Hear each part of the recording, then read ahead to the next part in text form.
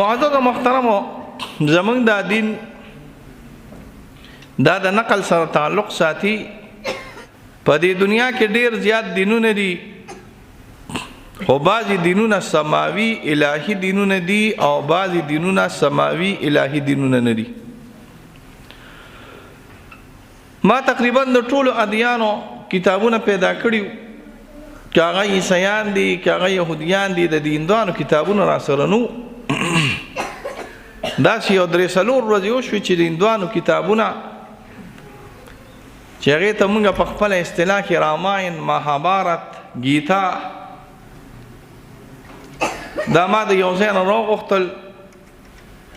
په مضامینو زه مخکې هم د هغې پویه زما وه، خو لیدلي مې مخکې نو، او چې هغه مې وکتل نو په دې خپل دین باندې او په دې خپله عقیده باندې مې شکرونه او حمدونه د الله وي. دا ټول اشیاء چې خرافات، نه د عقل مناسب او نه د نقل مناسب، خلاف العقل او خلاف النقل اشیاء دي. زمونږ دین الحمدلله په نقل باندې قوي مضبوط دین دی. داسې دین دی چې یو دین تا ته دا وایي چې ویښته به علي نو په دې طریقه به علي، او یو دین تا ته دا وایي چې نوکونه به علي نو په دې طریقه به علي، او یو دین تا ته دا وایي چې استنجا کې نو په دې طریقه باندې به کې، او یو دین تا ته دا وایي چې رانجه اچې نو په دې طریقه به اچې. نو چې ستا د رانجو او ستا د نوکونو او ستا د استنجا احکامات په یو دین کې وي چې دا ډیر زیات شخصي او پرایویټ احکامات راغلي دي، نو د معاشرې او د اولس او د انسانیت د خیر او د ښېګړې احکامات په هغه دین کې موجود وي که نه وي، خامخا به راغلي وي. زمونږ دین اعلی دین دی، په هر لحاظ سره اعلی دی. په دنیا کې 3 دینونه دي چې هغې ته مونږ نن سبا سماوي الهي دینونه وایو. نو ټول اکو بکو سر سندکو غوامې لاړه پتر پکو دي. ګوره یاد ساته 3 دینونه دي، د عیسیانو او د یهودیانو او د مسلمانانو. سیکان خدا دې اوس پیدا شوي دي، ګورو نانک ورته ویل کېږي، او اوس پیدا شوي دي او اوس مړ شوي دي د اورنګزیب باچا په زمانه کې چې 4.5 کاله هم نه جوړېږي د ګورو نانک. او یو کتاب یې لیکلی دی چې ابتدا د اشعارو د بابا فرید صاحب نه شوې ده، او ګرنت ورته ویل کېږي. نوم ځان سره یاد ساتئ، څه وایي ورته؟ ګرنت. ګرنت په امرتسر کې نوم هم که چېرته اورېدلي، د سیکانو 11 ګروګان دي. ګروګان دي غټ پیر صاحب ته ګورو وایي، واه ګورو غټ پیر صاحب. او چې جګړې بیا جوړې شوې په ګدۍ باندې، نو یو ګورو یې راولګېد او ګرنت یې د ټولو نه اعلی ګورو کړ. امرتسر کې چې سار څنګه نور روخېږي، نو د سیکانو بامبړان کینی، دې ته په پښتو کې څه وایي؟ بامبړان. مونږ ورته پنډتان ویو، مونږ ورته سادوان ویو، هغوی ورته سادوان او پنډتان ویو، مونږ ورته بامبړان په پښتو. بامبړان یې کینی. نو د سیکانو د مونږ نه خبر یې څه چل کوي؟ د سیکانو د سحر په وخت کې مونږ د ډولکي نه شروع شي. ملا صاحب یې ناست دي ډولکي وخي، او سره خواته بل کشر ملا صاحب ناست دی هغه رباب وخي، او بل ورسره کشر ملا صاحب ناست دی هغه تروړی وخي، او هغه دوی ورته یو ټیمپل دی، یو غټ ګردواره ده، غټه ګردواره، هغې کې ناست دي او دوګړې او باجې یې شروع کړي وي، او دا د دوی عبادت دی. ای خانه دی د نیردین جومات شه، دا عبادت خلک داسې کوي تباه برباد شي،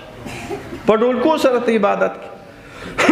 هندوان خو دونه کمقل خلک دي چې تاسو به حیران شي. دا د تاسو ته ګپې نه لګوم. ګورئ که تاسو وایئ دا ملا صاحب چېرته ډوډۍ نه ده خوړلې اوږې شوې دي ګپې لګوي، نو ګپې نه لګوم. یو قوم چې د غوا میتیازې سکي او د برکت دپاره یې سکي، د برکت دپاره، او چې بیمار شي نو د غوا میتیازې په ځان باندې د برکت دپاره راواچي، نو دا د سړي زوی دی که د نه سړي زوی دی؟ د نه سړي زوی دی. غوا چې کله میتیازې کوي نو زموږ د ماشومان هم تې ورته وایي غوا میتیازې کوي. هغه او دوی چې کله غوا میتیازې کي نو ګیلاس ورته ونیسي. دا راته ګپې نه لګوم ګورې، ګیلاس ورته ونیسي او هغه ګیلاس قړ قړ قړ قړ قړ هغه وڅکي. او بیا چې څه بیمارۍ وي یا څه نور اشیا وي نو د غوا میتیازې لپاره د برکت استعمالوي. چې یو قوم غوا ته په سجده باندې پروتي او د هندوانو یو خدای دی ګنیش جی ورته ویل کېږي، داسې لوی غوندې خړتم یې نیولی دی، اتي دی. او یو بل خدای دی هغه د بیزو په شکل کې دی، هنومان ورته وایي. او نور یې درته زه شروع نه کوم چې د دنیا په سر داسې یو ځناور نشته چې دوی عبادت نه کوي. د مار عبادت کوي، ناګ دی یوتا ورته وایي. د سپو عبادت کوي، په بمبې کې د سپو دپاره مندرې جوړې راغلي دي. د پیشوګانو عبادت، هغه پیشوګانې خو لا پرېږده، د منګکانو عبادت کوي. د منګکانو په بمبې کې او په کلکته کې د منګکانو یو درمسال ورته وایي، درمشاله د اصل کې هندۍ کې هغه جوړ راغلی دی. هسې اکو بکو دوه دینونه دي چې هغه ستاسو مقابله کوي. یو عیسیان دي او یو یهودیان دي. یهودیت تبلیغی دین نه دی راغلی، دا یو ناشنا خبره ته کومه ښه. یهودیت کې تبلیغ نشته چې دعوت وچلی. یهودي هغه یهودي وي چې مور هم یهودي وي او پلار هم یهودي وي، هغه یهودي وي. او چې د دې نه ماسیوا نور سي نه هغه کوس یو پښتون خدای دې نه کې یهودي کېږي، یو پاکستاني یهودي کېږي، هغه یهودي کېدی نشي. د یو دین تاسو سره مقابله ده چې هغې ته څه ویل کېږي؟ عیسایان. عیسایت تبلیغی دین دی، عیسایت مشنری دین دی. څنګه چې ستاسو د تبلیغیانو جماعتونه ګرځي د پاره د دعوت، دقه شانتې د عیسایانو جماعتونه ګرځي د پاره د دعوت.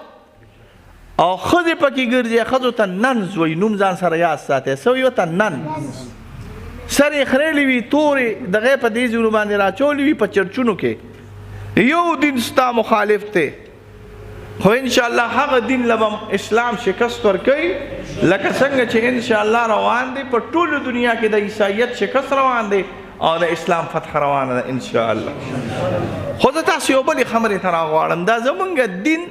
دا د نقل دین راغلی دی. په دې کې به اتباع د آثارو د رسول الله صلی الله علیه وسلم کې، په دې کې چې د قرآن آیات راشي که نه نو خفه کېږي ما نه څوک حنفي غټ نشته، حنفي جانان آیات ساته. خو چې د قرآن آیات راشي نو 500 مجتهدین مونږ د قرآن د صریح آیات دپاره پرېږدو. په خبرو خو مې پوهېږئ که نه؟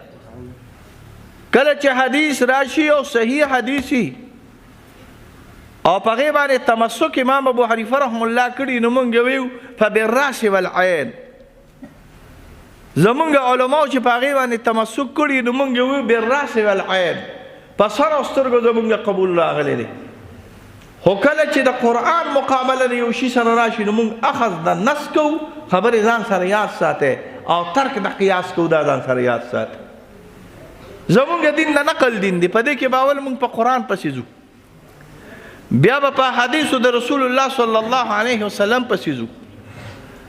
بیا به په اجماعګانو پسې ځو، او بیا به د اجماعګانو نه پس مونږ د اجتهاد د مجتهد تابعداري کوو، او بیا به لږ د هغې نه راکوشو خپل اکابرینو علماو پسې به ځو. د اکابرین علما څه ته ویل کېږي؟ ما تاسو ته یو حدیث وي، دا د حاکم حدیث دی، دا د ابن عباس صاحب روایت دی، تخریج یې ما نورم کړی دی. د الله پیغمبر صلی الله علیه وسلم فرمایي البرکت مع اکابرکم، برکت ستاسو د اکابرینو سره دی. تاسو چې ورته دا زاړه زاړه مولیان وایئ نو برکت دې سره دی. ګورئ دا کم خیر او برکت والا خیر او برکت والا سلسلې چې دي دا زمونږ اکابرینو سره دي. دا اکابرین دیوبند سره راغلي دي. ستاسو د علاقه کې یو ډېر لوی نیک سړی تېر شوی، ما په یو ویډیو کې څه خبره هم کړې وه، زه ورسره ناست وم. امین ګل مولوي صاحب نوم تاسو چېرته اورېدلی دی که نه هم دی اورېدلی؟ تاسو د سپین ږیرو به لیدلی مو، امین ګل بابا هم لیدلی و که نه هم لیدلی؟ چا لیدلی و؟ امین ګل مولوي صاحب چا لیدلی و؟ لاس اوچت کې تا لیدلی و؟ امین ګل مولوي صاحب داسې ښایسته سړی و چې حیران بشي. یو عجیبه حسن و ما چې اول ځل ما دوه کسان چې اول ځل لیدل زه په هغوی څه معشقان شوی وم، او دواړه سپین ږیري. یو مې چې د خانیوال پیر صاحب ته ویل کېږي د فیل ذوالفقار صاحب پیر و زموږ د مفتي صاحب د مفتي فرید صاحب پیربیو او دا خواجه عبدالمالک صاحب عبدالمالک صدیقي چې ورته ویل کېږي د هغې خلیفه راغلی و چېرته نوم مو اورېدلی خانیوال حضرت صاحب د خانیوال حضرت صاحب نه وروسته بیا د چکوال پیر صاحب هغه چې مو ولیده یو ښایسته شکل والا الله یو چې ما اول ځل دا کوی برمول والا امین ګل بابا ولید مزاح ډېر ته راغلی و دله الله تعالی یو خیر او برکت فله ورکړی داسې زمونږ په دې علاقو کې چې څونه زمونږ اکابرین دیوبند او علمای دیوبند تیر شوي دي تاسو به د هغوی سره تمسک کوئ تاسو به د هغوی سره رابطه ساتئ هغوی د علاقې ته مونږ ته دین راوړی دی اسلام یې راوړی دی علم یې راوړی دی او بیا به په دې باندې ځان پوه کړو چې مونږ ځان ته دیوبندیان وي نو دا دیوبند څه ته ویل کېږي دا دیوبند چېرته یو خاصه ډله راغلې ده نه دیوبند ډلې ملې نه دي راغلې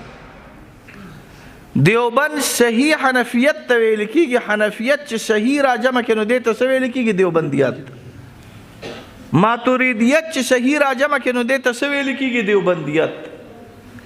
اخلاص او تقوا چې راجمع کړي نو دې ته څه ویل کېږي دیوبندیت چې تصنع پکې نه وي مکر پکې نه وي ریاکاري پکې نه وي نو دې ته څه ویل کېږي دیوبندیت چې خیر او برکت او علم او تصوف او جهاد او اسلامی سیاست راجمع کړي نو دې ته څه ویل کېږي دیوبندیت د دیوبندیت 15 شاخصان سره یاد ساتئ ښه د ټولو نه اعلی شاخص راغلی د علم ګورې هسې نه چې ګورې پیر صاحب مبارکه بس بیعتو کې زمونږ دا ملګري دوستان کله ناکله داسې روان غونتي شي تا ته نه وایم ګورې ته ښه سړی خو زمونږ دا مریدان کله روان شي دی پیژني زمونږ د مریدانو کې کسان کله ناکله راشي نو وایم په هوا باندې وانه الوتو نو وایم خدایم غرق نه که پیرم په هوا نه دی الوتلی نو تاسو به څنګه په هوا باندې والوځئ هلکه د انصاف خبره مې کړې ده هلکه تاسو وګورئ چې دا پیر صاحب په هوا دي د هغه د هغه ځای نه په ګاډي کې را په مخ شم دماغ مې خراب شو رالم په دې کندو کپرو درغو بل راغلم نو تاسو دا مو وایئ چې په هوا باندې به ځو په تصوف کې علم به تاسو د تصوف سره کوئ څه به کوئ عظیم جانه علم د ټولو نه اعلی شی دی دا د دیوبندیت محور راغلی دی دا د دین محور راغلی دی او بیا په دیوبندي طرز سره علم ګورې دا هم یاد ساتئ ګورې ښه بایپاسو باندې به ځئ نه بایپاس یې پېژنئ که طالبان په بایپاسو ځي بایپاس یې دې ته ویل کېږي چې 2 ورځې علم وکړي څلورم ځل دویم دریم کال چې مونږ راشو مونږ ته تپوس وکړو څنګه چل شوی دی وایي بس وړه دوره مې کړې ده هلکه کم ځای یې کړې ده یاره په چوټیانو کې مې وکړه ښه ده ټیک شو هلکه شپږمه درجه دې چېرته وویله یاره هغه مې پلان کې استاد سره په کوټه کې دننه وویله ښه ده ټیک هلکه 15 باندې کم ځای وویله بس هغه راته خوب کې جبرائیل علیه السلام ښودلې ده ملا صاحب ته ما ولې تنګې را تنګې خدا د الله پاک د طرفه علوم دي ما له وهابي الله تعالی راکړي دي ستا په دې کې څه کار راغلی بس مونږ هم بیا چوپ شو نو تاسو به داسې علم ملیانو نه کوئ کلک علم به کوئ کلک علم زه چې کله دعا کوم زه یم یا الله پاکه علم کامل نافع سره د ورا سره د تقوا سره د صحیح عقایدو د دین د ټولو خدماتو د شعبو دا زموږ نو کلک علم به کوئ په مدارسو کې به عالمانو تاسو ګونټې ماتوئ په جهد سره په تقوا سره په اخلاص سره به کلک علم کوئ چې تاسو کلک علم وکړه که نه نو دا نتایج به علی په دې علم باندې راځي زمونږ طالبانو کې څه چل دی تاسو ته پته ده زمونږ طالبان چې کله وویني چې ولا مفتي حماد الله صاحب خو راغی او د ګاډي نه راکوشو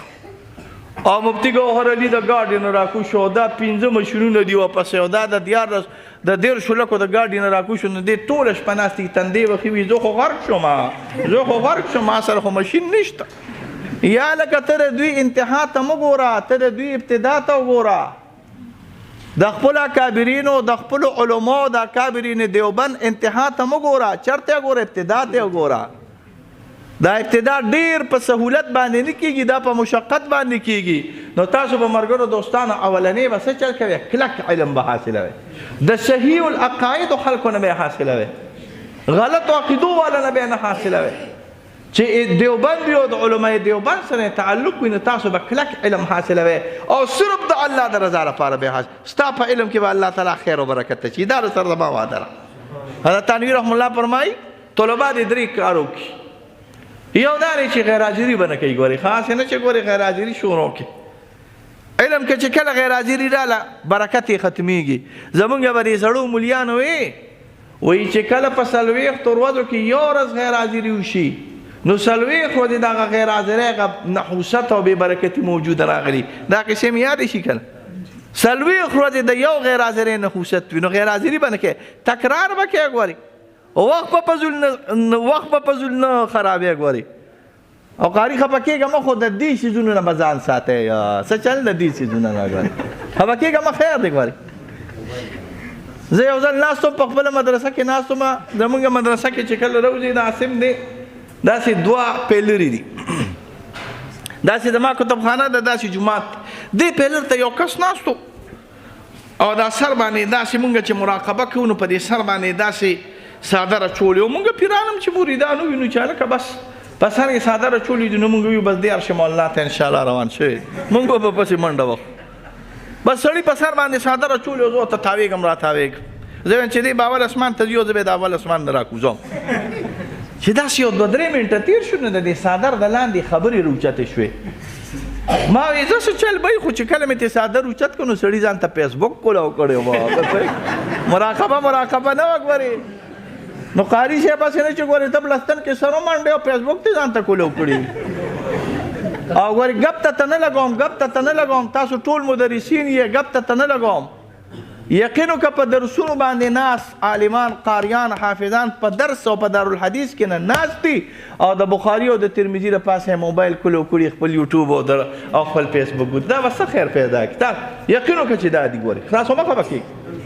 د بخاري او د ترمذي د پاسه قال رسول الله صلی الله علیه وسلم بیانېږي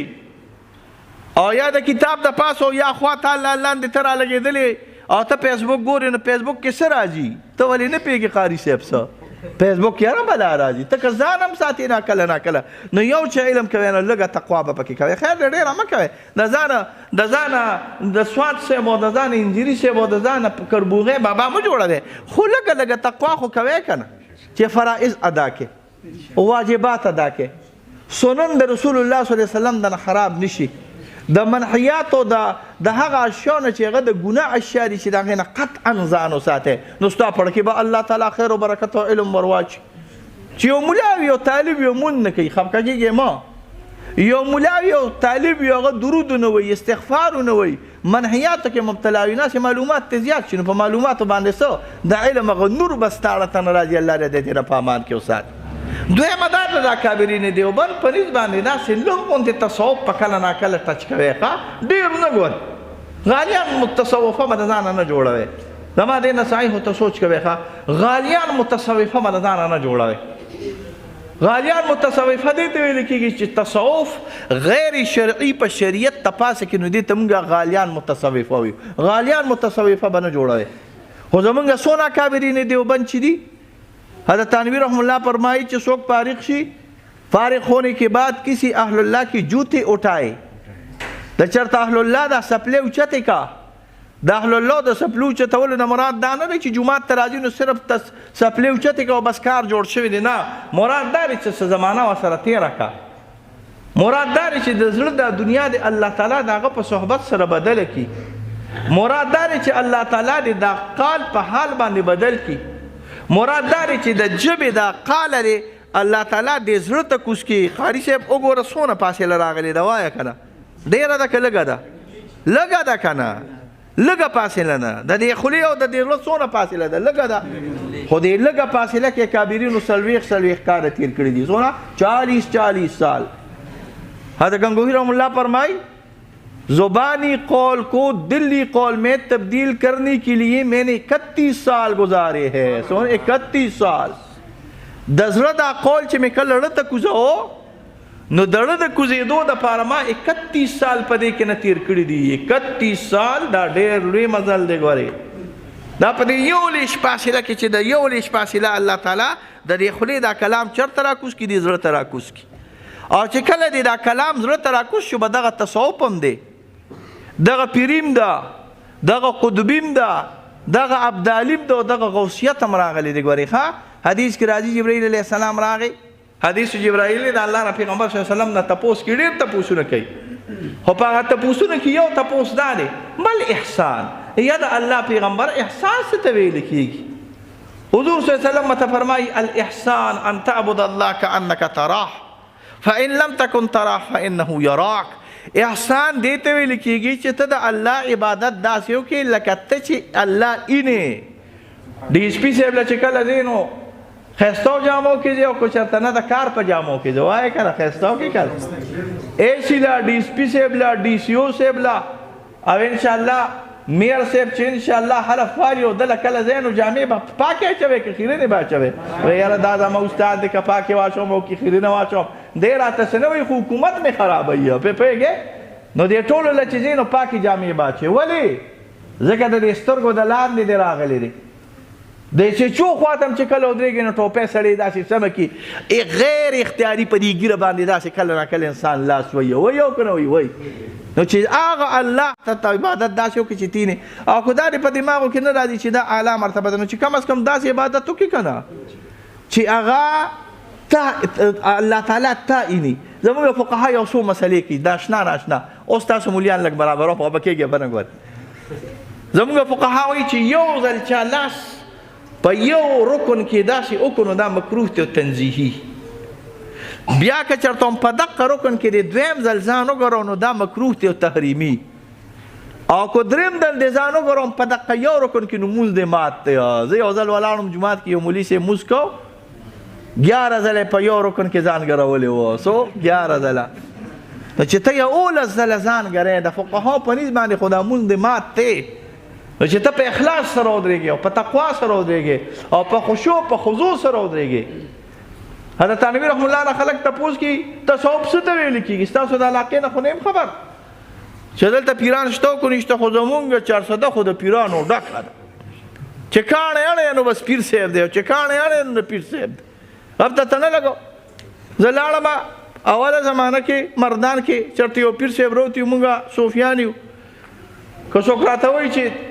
شیخ الاسلام راغلی دی او قاضي القضات راغلی دی نو بس ویو مړه عاصمه بس خپله چې واچوه چې سکویه بس لارې ښه کړي لارې قدمونه د نیکۍ په تله کې واچي خو چې څوک وایي پیر صاحب راغلی دی نو بس بیا صبرېږو نه ګوره یاد سات بیا ځو د پیر صاحب ملا مردان کې راته چا وی پیر صاحب دی لاړو اوله زمانه چې کله ورسېدو نو اول خو پیر صاحب مبارک راووته نه راووته روزي ښه بیا چې کله راووت ما سره خپل شیخان و شیخان موږ مریدانو ته ویو نو پیر صاحب مبارک ګیره په لوړې چاړه باندې خریلې وه ګیره یې نه وه مې خې د خو کنه د پلار لنګه کا چې ته ګیره خرې نو ته د کوم طرفه پیر رال بیا بعد یې له ناخواسته چې کله کېناستو نو مریدانو ته وایي راوړی وله مونږ هم طالبانو مولیانو موږ دا چېرته خوراک کاکشې به راوړي هغه د چرسو چیلمان راغستي او زمونږ مخې ته کېناستل وي دا د پیر صاحب اولنۍ میلمستیا راغلې ده د چرسو سیلم بس کې قاري پوهېږې ما وی که داسې پیری کنه نو الله دې جهنم ته بوځي څه ته دې بوځي خفه کېږئ مه ګورئ تاسو به پیران لټوئ خو دیوبندي خانقاهونه به لټوئ څه به لټوئ دیوبندي خانقاهونه تاسو به پیران لټوئ خو هغه اهل سلوک به لټوئ چې هغوی تعلق د دیوبند د علمای دیوبند سره راغلی وي ګیرخریلي پیر پسې لا نړ شي سګرټي پیر پسې لا نړ شي چرسي پیر پسې لا نړ شي تاسو ته پته ده په پنجاب کې د ټولو نه غټ پیر څوک په پنجاب کې د ټولو نه غټ پیر دی چې د پنجاب ډمه ورته ګډېږي او هغه ناست دي او سګرټ څکي دا د پنجاب د ټولو نه غټ پیر راغلی د داسې پیرانو نه زمونږ عبرا د خپل کار دی کوي وایي زما د په مسلمانۍ کې شک راغلی دی او ته لا ځان له مریدان ګوري نو اولنۍ دا دی چې احسان او سلوک به کوې خو د اهل الله پاکانو سره درېیم دا دی چې لږ لږ جهاد به کوې ښه خو جهاد به څنګه کوې د ګوان جهاد به نه کوې ښه د ګوان جهاد زمونږ یو مریدو دا ټولې په ما تېرې شوي دي د هغې خواته یو علاقه وه مونږ سره دا مومند جنسي ده که چېرته نوم مو مورېدلي پړانغار ورته وایي پړانغار نوم مو مورېدلی ما بدماشان خلک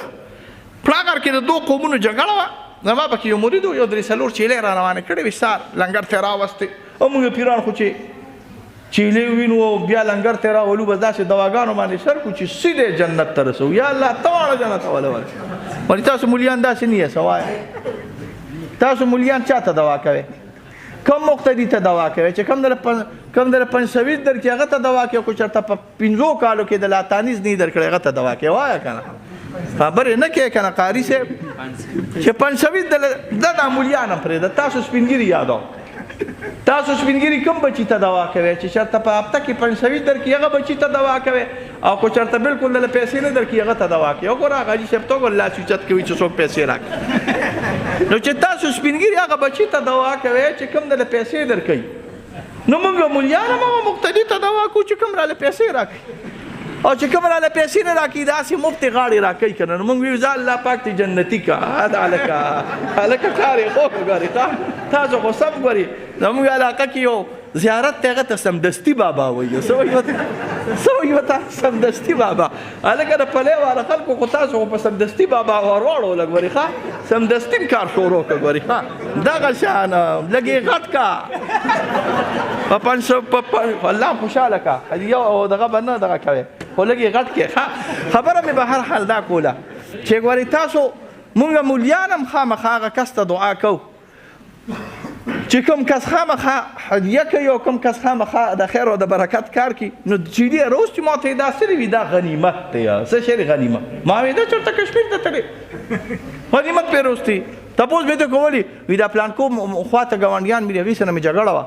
5 چیلي مې ترې روستي دي 2 مې لنګر ته راوستل او دا 3 زما شو الله پاک ته پکې خیر واچي غنیمت دی دا غنیمت نه دی ګورې ښه مفتي صاحب دغه غنیمت نه دی ګورې ښه جهاد به کوي خو د کافر سره به جهاد کوي یا به د نفس سره جهاد کوي یا به د چا سره جهاد کوي د کافر سره جهاد اسلامي سیاست کې به کله ناکله ایساله او دعوت و تبلیغ کې به ایساله په پوهېږې خو یاد ساتئ دعوت و تبلیغ کې چې ایسوالی او راشئ که نه نو بیا به د علماو سره لږ غوږ جنګی چې مولوي صاحب قاري صاحب حافظ صاحب څه چلو کومه په پوهېږې که نه